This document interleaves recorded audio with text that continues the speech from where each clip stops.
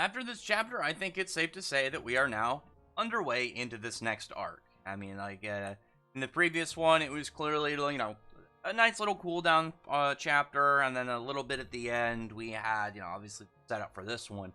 But given that now we have, this new character, we already had the strange temple, like, brought in there, and also a nice little fight on top of that. I thought that part was really cool. It gave us a little bit of a weakness to Shield abilities as well.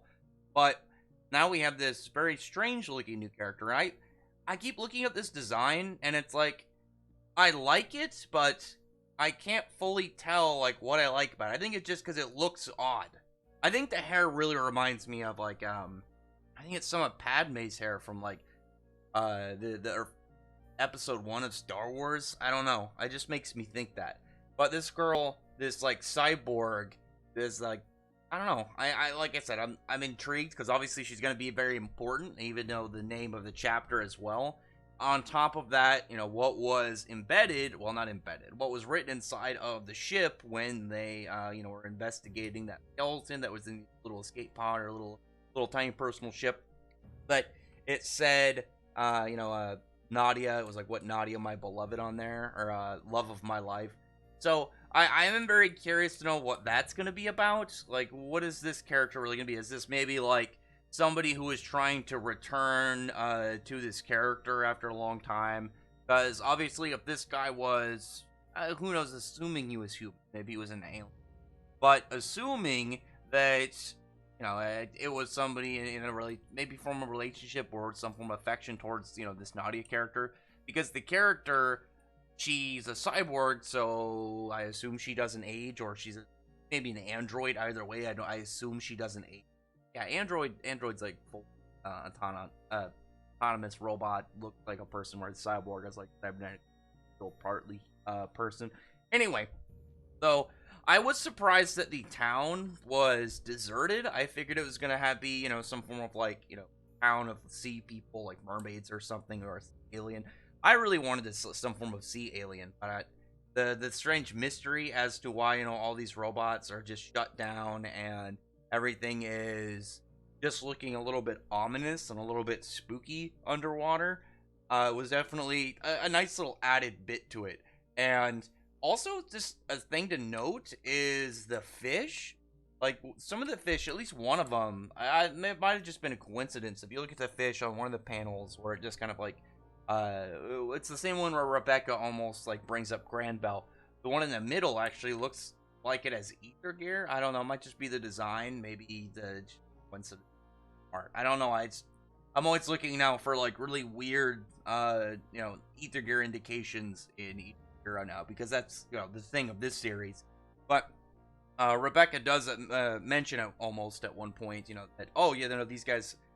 It just reminds her of Grand Bell stops because she doesn't want to upset Shiki. Obviously, Shiki would be assumingly upset over what happened or initially, in chapter 1 when all the robots shut down, and then recently they just were there.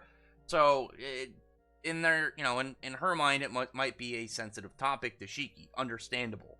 But after that, like they're trying to understand what's going on, and Shiki does actually kind of relate what happened. Like he's able to see a connection just in his mind of all of these shut down, dropped robots to what happened at Grand Bell. And that's definitely gonna put some emotion in him. It's gonna put some fire under him. And here he is. He's like, all right, let's go to this temple. Let's see what's up, because they do see that on the top of the temple is like a depiction of Mother. So here they are. They're gonna go try and figure out what's going on. What's up with this? Like, part of what it's a clue to their journey and what they're trying to accomplish.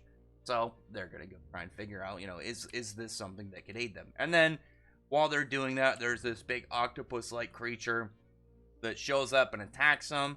And like, I like this little monster. It's not too crazy, but it's still like big and intimidating. And it's not like horrifying. It still looks a little bit silly enough that not like the that monster, the Black Rock, back on like the Sun Jewel. That thing actually looked very, very like space intimidating. It looked like some form of just monster. Whereas this one looks a little bit silly enough that it's like not too scary. but it's still obviously, a big monster. They're gonna have to deal with it.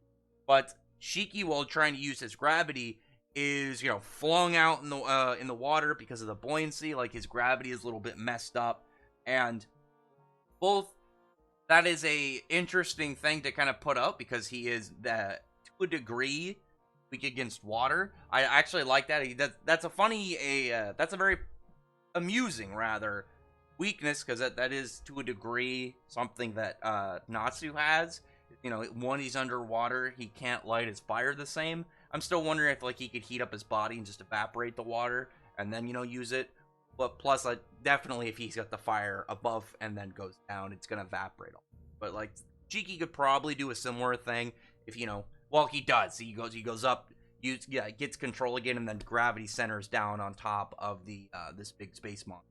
But I mean, like it's cool both as a little bit of a weakness, but also like in the future if he ends up being able to use it underwater, it's like, oh cool, obvious growth that we can compare to a different scene.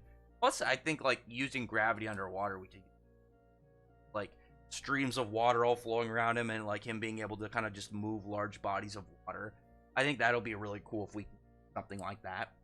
But then the while Shiki's just trying to get control over his ether gear and his gravity, the big octopus creature goes and attacks like the rest of the crew. Like it grabs Rebecca and Happy Pot, goes and grabs Wise and Homura. I like Wise is just like seeing some like tentacle scene, and he's just like it's in his head. It's in his head that he's thinking of some like tentacle hentai he's probably seen, but he ends up getting grabbed too. They actually don't really go. There's no real lewdness when it comes to the tentacles in the scene. Like Hiroshima actually doesn't really do a lot of like lewd tentacle stuff. That's surprising just because it's usually the most common. I think the closest one I can think of off the top of my head, there was like a scene in Heroes, but it wasn't as long gone out and like emphasized as like I think a lot of series would.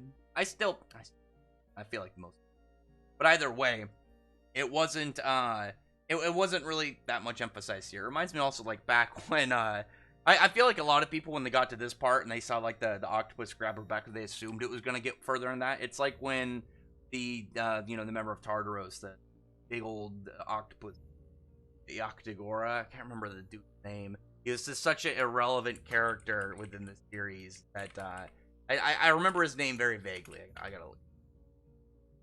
Just something that always happens to me. But, hey, I can't remember that super small, like non-important character. Oh yeah, Yak Doriga. I was one fucking letter. But anyway, as it were, like I remember when that chapter came out, and everyone assumed that was gonna happen, like some tentacle, some tentacle hentai scenes. Didn't happen really, just kind of some torture stuff, and that's pretty much the same thing kind of what happened here.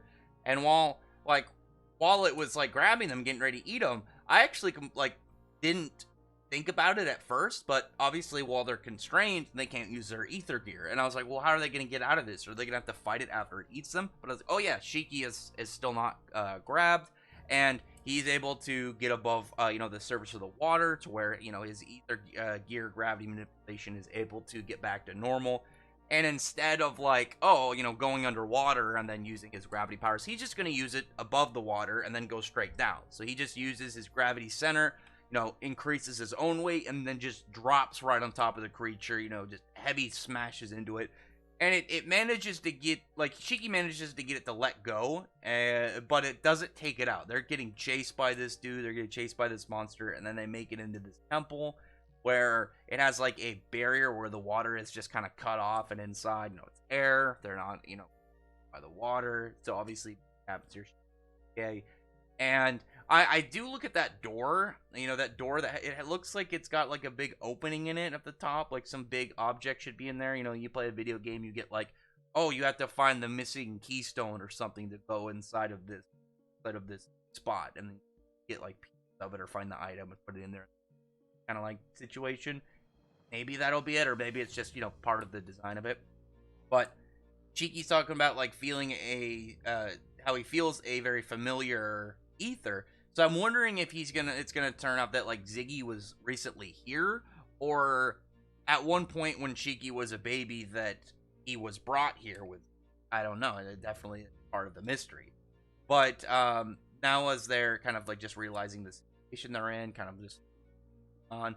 We get this character Nadia, who looks to be connected to some, big weird mechanical tentacle, some big pipe, and obviously Rebecca realizes, the name of the woman is the same as what was inside of the ship.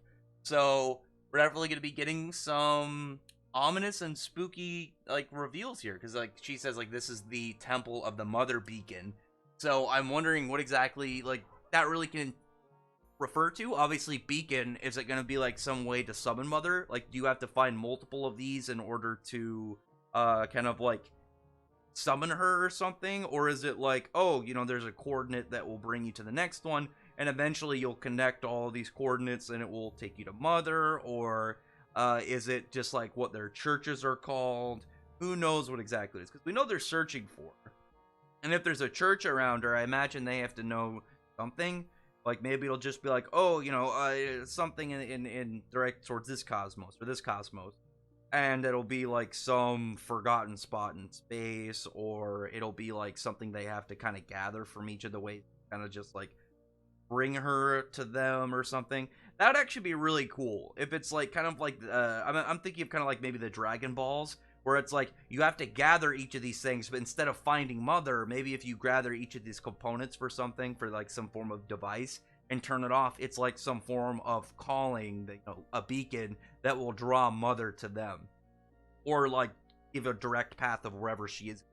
Because that's one thing I think would make sense too, because Mother, a good comparison, if you had like One Piece, like they're looking for the One Piece, it's in a spot, who knows where it is, but it is a specific, collection in a specific place, who knows where.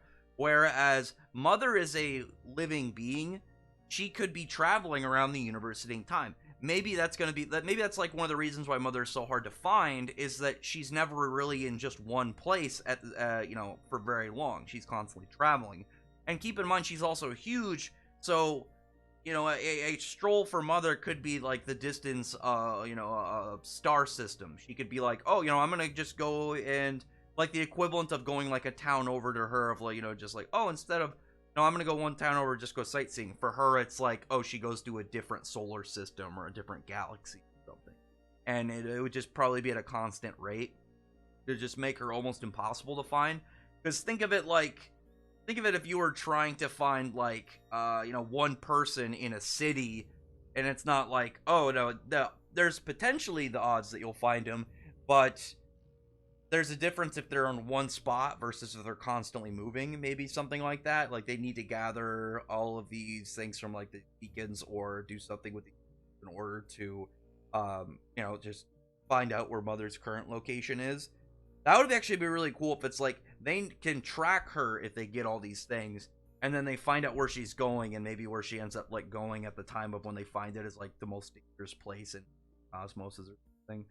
Definitely would be a really interesting kind of like way into figuring out where Mother is, because then it would also be like, why is she going there? What business does she have to reveal that's inside of said place? What would be happening in the plot to kind of push it towards that? But I don't know. Anyway, it was honestly a pretty fast to read chapter. I think that when you have a chapter like this, for the most part, it was like battling this big octopus thing, and then the reveal of Nadia, of this character. So I would imagine like the next couple chapters, it's going to be a little bit more. It's going to be a little bit more like fairly paced, because this one, like I said, went fast. Because a lot of it obviously was like, there was a lot of like big fast motion scenes with the octopus, so you're able to like get through those, most of the chapter in a pretty brief period of time. Whereas I think in the next one we're going to be getting out some information, so there's probably going to be a lot more dialogue. Probably going to take a good amount or two kind of like figure out what's going on in the chapter. But anyway, other than that though, comment below, thumbs up the video, but from the like button and the subscribe button, and check out my other videos. I appreciate it. Subscribe, and thank you all for listening. Bye.